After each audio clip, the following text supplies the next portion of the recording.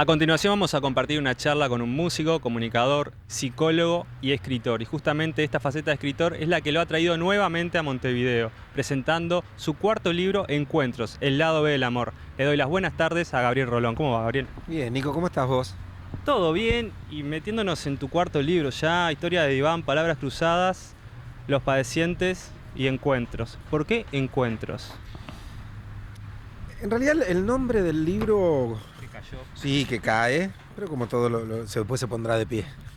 Eh, si no, ¿cómo hace para ponerse de pie uno si no cae primero, no? Pero el nombre del libro era El lado B del amor. Pero como el surgimiento de la idea de escribir este libro tiene como origen los encuentros que en un café de Buenos Aires yo tenía con la gente dando charlas. A nosotros nos unen los cafés, ¿viste? Siempre terminamos hablando de o en los cafés. Entonces me pareció que era un lindo reconocimiento a la gente que me había dado con sus preguntas, con sus aportes, con sus inquietudes, ¿por qué no con sus prejuicios?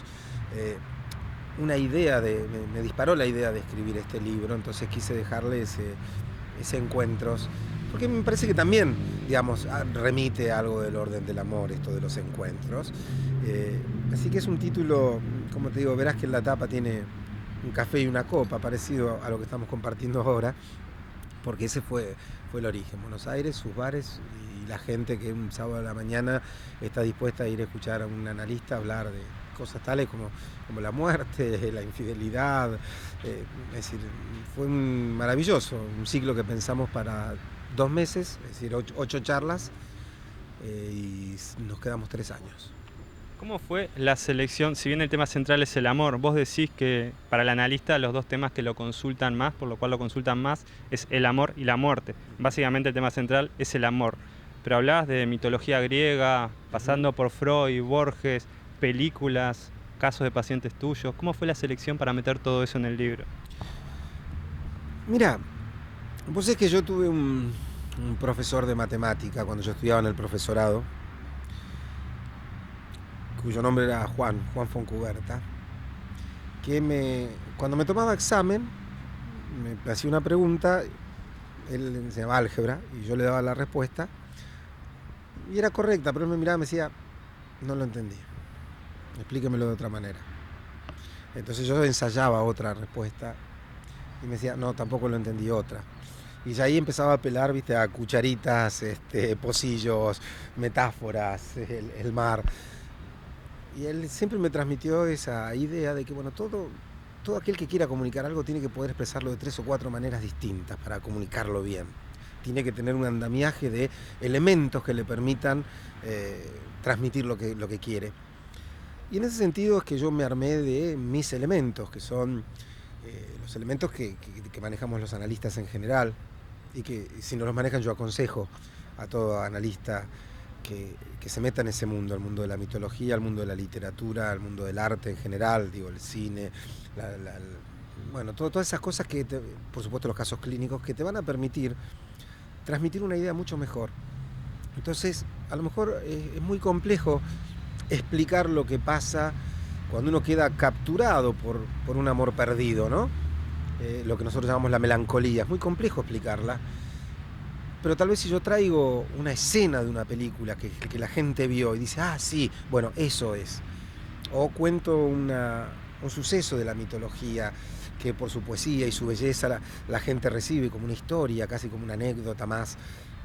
Me permite a mí hacer un pie en algo que les sea conocido o que les resulte agradable y que destrabe por medio de la metáfora algo que la manera lineal de encarar no puede destrabar, ¿no? Entonces yo decidí escribir este libro con ese andamiaje a cuestas, que es el andamiaje que utilizaban las charlas, porque yo por ahí explicaba algo y alguien levantaba la mano y decía, no entendí, o sea, como hacía mi viejo profesor, decía, no entendí, entonces decía, bueno, a ver, y en el momento decía, ¿viste tal película? Me venía la escena.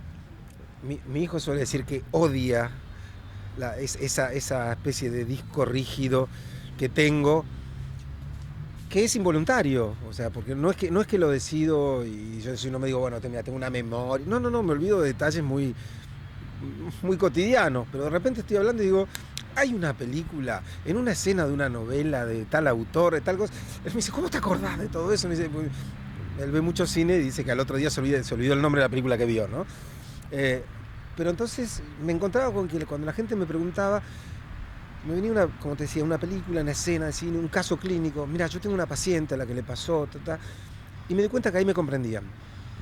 Y entonces decidí, digamos, un modo voluntario, hacer una elección de esas cosas para poder utilizarlas a fin de que el lector entienda bien lo que quiero decir. Cuando vas al origen de la sexualidad, vas al origen de la heterosexualidad y de la homosexualidad, según la mitología griega también. Sí. El mito de los andróginos que cuenta Platón en El banquete. El banquete es un libro que es muy interesante para recomendar, porque aparte es un libro que se deja leer. Uno dice, bueno, Platón, ¿viste? No, El banquete es un libro ágil, diría, incluso divertido. Y en El banquete, Platón le hace decir a Aristófanes, que era un comediante de la época, le hace plantear lo que se llama el mito de los andróginos, ¿no? Cuenta Aristófanes que eran esos seres circulares compuestos por dos de los que somos ahora. Los había de tres clases, los compuestos por dos hombres, por dos mujeres o por un hombre y una mujer. Eran inmortales, no necesitaban reproducirse, no tenían sexo.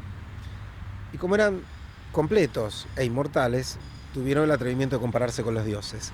Entonces los dioses, dice Aristófanes, para castigarlos los partieron al medio, los separaron, los mezclaron así como cuando revolvemos las pelotitas de la tómbola, de la lotería, y los esparcieron por el mundo. Y desde entonces, dice él, cada uno va por el mundo buscando la mitad que lo completa. Entonces, claro, el andrógino compuesto por dos hombres dio origen a la homosexualidad masculina, por dos mujeres a la homosexualidad femenina, un hombre y una mujer, la heterosexualidad. Pero yo utilizo ese mito para poner en juego una idea que hay allí, que es muy fuerte, que es el hecho de que en algún lugar del mundo hay una mitad que nos completa. Es decir, fíjate vos, hace tantísimos años que fue tirado ese mito, que yo lo cuento así y todos dirán qué absurdo, y sin embargo su idea fundamental sigue rigiendo la mente y el ideal de muchas personas. En el mundo hay alguien que me completa. Nosotros usamos una versión mucho menos platónica y mucho más guaraní, decimos la media naranja, ¿no? Pero decir, bueno, hay una mitad que me está esperando. Y por eso la gente dice, no encuentro, todavía no encontré. Bueno, ¿qué estás encontrando? ¿Qué estás buscando? Sería la pregunta, ¿no? Pues a lo mejor no se trata de encontrar, sino de construir, ¿no? Que no es lo mismo, es mucho más difícil, es mucho más activo. No es esa, bueno, mira, encontré lo que quería. No, me lo tengo que armar, lo tengo que construir, tengo que acordar con un otro para que juntos construyamos algo que a los dos nos haga sentir bien, ¿no? Entonces me gustó esa idea de... Eso lo disparó una pregunta, una vez que dijo, bueno, pero si uno no encuentra a la persona que lo completa, me preguntó, y me vino esa escena del banquete, entonces la conté, y cuando escribí el libro dije, bueno, me gustaría retomar esa idea, y entonces la utilicé, y así fueron apareciendo esa variedad de elementos, de condimentos que vos vas a ver en el libro. Planteás varias diferencias. Vamos a ir tocando algunas de ellas. Por ejemplo, amor y deseo. Sí. Hiciste un lindo recorrido, ¿eh? Sí, siempre haces los deberes vos. A mí me encanta esas charlas de bar contigo. Vos sabés que planteo justamente esta idea que también se tiene acerca de que el amor y el deseo van de la mano. Y no es así, son cosas bien distintas. Bien distintas. El amor requiere de una cierta idealización. La persona amada es una persona completa. Es una persona maravillosa, es una buena compañera, es una madre increíble, es la mujer de mi vida. La persona deseada, por el contrario, está degradada, no sabe las gambas que tiene. O sea, son unas gambas, no es una mujer. A veces ni siquiera es humana, uno dice es una perra. Entonces, fíjate, para desear tenemos que degradar, para amar tenemos que idealizar. Esto que parece un mecanismo un poco psicótico, ¿no? Porque, bueno, por un lado te tengo que tirar para abajo, por el otro te tengo que elevar. Sin embargo, ese complejo ejercicio es el que hay que hacer para poder desear a quien se ama o amar a quien se desea. Y no todas las relaciones lo logran. Instinto, pulsión. Bueno, eso, como dicen ustedes, es bien difícil. Digamos que el instinto es un saber natural que tienen las especies, excepto la humana, que le dice a un miembro de esa especie qué hacer en cada situación, cómo comportarse. Por eso podemos ver, no sé, los programas de Animal Planet, donde te dicen, el salmón hace este recorrido, en tal mes, no se ponen de acuerdo, no hay una reunión de salmones para decidir, che, yo quiero ir, yo no quiero ir, no vayamos nada. Lo hacen. ¿Por qué? Porque el instinto dice que tienen que ir y desovar en ese lugar y yo... digo que en el libro digo que los elefantes, que tienen esa información que los lleva a ir a morir a un lugar, y que yo no veo los enfermos agonizantes empezando a caminar por la 18 de julio al cementerio, digamos, ¿no? No sé dónde queda el cementerio en Montevideo, pero no, nosotros no tenemos esa información. No sabemos qué hacer naturalmente. Tenemos otra energía, que es la pulsión, que hace las veces, es casi un instinto, pero con una característica: la pulsión no tiene respuestas. Por eso, mientras que el objeto de amor de un perro será una perra y no cualquiera, sino una perra que esté alzada, el objeto de amor de un hombre puede no ser una mujer, menos si está alzada. Suelen gustarnos las difíciles, no las que se alzan con otro, porque de hecho las mujeres tampoco están alzadas siempre, como la perra para los perros. No, por ahí con uno están alzadas y con el otro están, es imposible, no hay manera de alzarlas ni izándolas, ¿no? Pero está bien, digo, eso es lo maravilloso de transitar la vida por esto de ser seres humanos, que tenemos un desafío a resolver, que es, bueno, ¿qué tenemos que hacer? No sé. O sea, no hay preguntas para los animales, ellos tienen respuestas. El instinto da respuestas, la pulsión genera preguntas. Histeria, obsesión. A ver, eso es todavía más difícil, porque hablamos de cuadros clínicos, ¿no? Cuando yo me permití en el libro, que veo que has recorrido, escribir esos 2 interludios que son más complejos, decidí dedicar uno a la histeria porque veía que la gente hablaba mucho de la histeria. Bueno, pero es muy histérica. Y me pareció interesante, me pareció que aportaba lo suyo, esto de aclarar qué era la histeria como una entidad clínica, ¿no? Pero digamos que, apuntando a tu pregunta y a riesgo de ofender a los analistas uruguayos que vean esta nota y van a decir, no puede sacarse encima esa pregunta en un minuto, pero ese es el desafío de ping-pong que vos me proponés, Nico. Lo más interesante que se me ocurre decir es que en la estructura histérica, partamos de esto, es una estructura psíquica, que no tiene por qué ser una enfermedad. Puede volverse una neurosis, pero no tiene por qué. Y que implica una manera particular de desear.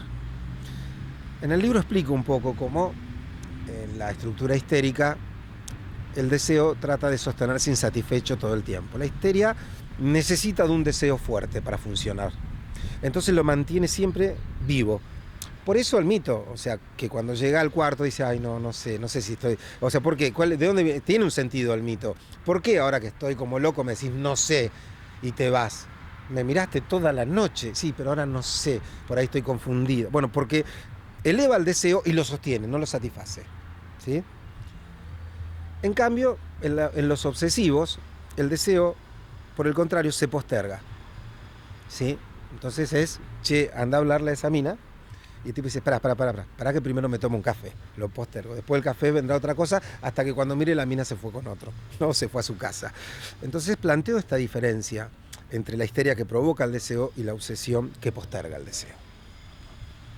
También marcás una diferencia que me llamó la atención entre verdad y realidad. Sí, claro, no es lo mismo la verdad que la realidad. Digo, tomada la realidad como... Podríamos hacer una diferencia que es más clara a lo mejor. La realidad, llamémosle mal, objetiva, y la realidad psíquica, que no son la misma cosa. Por eso cuando miramos algo no todos vemos lo mismo, ¿sí? Por eso, digamos, no todos nos enamoramos de la misma persona. Pues no todos vemos linda a la misma persona. En nuestra realidad psíquica, digamos, yo la veo y veo la mujer más bella del mundo, vos la ves y decís, qué sé yo, a mí mucho no me gusta, prefiero la que está al lado, no sé. Entonces, esta diferencia es fundamental, porque si uno analiza la realidad como realidad objetiva, vienen esas preguntas famosas de no sé qué le viste. Claro, porque vos no estás en mi realidad psíquica. ¿sí? O es muy sencillo, vos lo que tenés que hacer es esto. Sí, claro, desde la realidad real es fácil, desde mi realidad psíquica a veces puede ser dificilísimo cuando no imposible. Entonces yo creo que es un guiño para los analistas esto, pero de entender y de pensarse, digo, en el libro, ¿no? Entender y pensar que nosotros trabajamos con la realidad psíquica, no con la realidad real, ¿sí? Por eso necesitamos que el paciente nos hable, no ir y mirar. Dolina había imaginado una vez un analista a domicilio. Él decía, uno le paga un sueldo, el tipo se instala, camina por la casa, lo sigue, el paciente no tiene que contarle porque el analista ve todo, se pelea con su mujer, cada tanto el analista hace así con la cabeza y dice ajá, y pues listo, termina el mes, cobra su sueldo y le da la devolución al paciente. Interesante la broma, a no ser por una cosa, mirar no le interesa al analista, porque cuando miro mi realidad, y yo lo que necesito es escuchar cómo la ve el otro la realidad, ¿sí? Entonces, por eso el psicoanálisis tiene que ver con, es esta clínica de la palabra. O sea, pues la palabra me permite a mí entrar a la realidad del otro. El otro por medio de palabras me dice cómo él ve el mundo. Alguna vez cuando era chico yo tenía una obsesión. Me preguntaba si lo que yo veía como rojo, vos lo verías como rojo. O si los dos le llamábamos rojo, pero en tu mente era azul. ¿No? Ya desde chico era medio atravesado. Pero me planteaba esas cosas. Me planteaba, por ejemplo, a veces me angustiaba porque decía, yo jugaba mucho con mis primos, y decía, en este momento que yo no estoy con ellos, ¿mis primos están viviendo? ¿Están haciendo algo que yo no puedo ver, que yo no puedo? Y me angustiaba mucho esta idea de que la vida transcurriera y qué lugar tenía yo y que después me iban a contar cosas que estaban pasando en ese momento y yo no las sabía. Sí, creo que el impulso de ser analista me viene desde muy pequeño, pero tenía esas preguntas que fíjate vos cómo apuntaban a este hecho. O sea, mi realidad psíquica era que ellos no estaban, pero estaban en la realidad real. Mi realidad psíquica es que eso es rojo. Y en la tuya también le llamas rojo, pero ¿quién te dice? Por ahí vos lo ves a lo que como lo que yo llamo azul, ¿sí? Entonces, esas cuestiones, lo importante es que yo entienda cuando vos me decís rojo, no importa cómo lo veas, es tu realidad psíquica, yo lo entiendo de la mía.